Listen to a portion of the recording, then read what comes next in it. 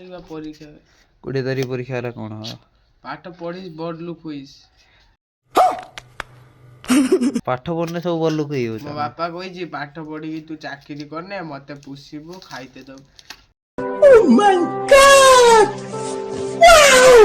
ଆଚ୍ଛା ଆଚ୍ଛା। ତ ବାପା କହିଛି ନା ବେ କଣ କହିଲା ବାପା କହିଛି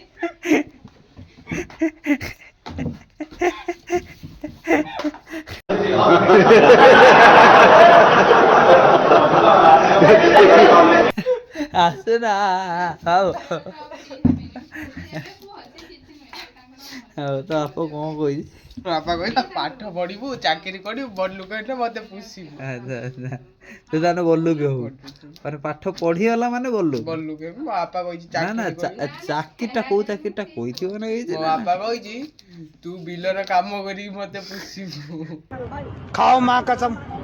ଏଇଟା ତ କହୁଥିଲ ଚାକିରି କରିକି ପଇସା ଦେଇକି ବଡ ଲୋକ ହେଇକି ସିଏ ପୋଷିବୁ। ମାନେ ଚାକିରି ଆସିବା କଣ କୃଷକ ଭିତରେ ତୁ ଗୋଟେ ବଡ ଚାକିରି କରିବୁ। କିଏ କହୁଛି କୃଷକ ବଡ ଚାକିରି କରିବୁ। କିଏ ତା ବାପା କହିଛି ମୋ ବାପା କହିଛି। ହଁ କରିବ ମୋ ବାପା କହିଛି ତୁ ଯାହା କରିବୁ କରିବୁ କିନ୍ତୁ ବୁଢା ବେଳେ ଆମେ ଟିକେ ଅନେଇବୁ। ବୁଢା ବେଳ ଅନେଇବୁ ଟିକେ ଖାଇଦେବି ଦବୁ ମଝିରେ ମଝିରେ। ଅନେଇ ମାନେ ତୁ ତାହେଲେ ଠିକ ବୁଝୁଛୁ। ଅନେଇ ମାନେ କଣ ନା ସକାଳୁ ଆଉ ଉଠିବୁ ଅନେଇ ଦବୁ ପଳେଇବୁ।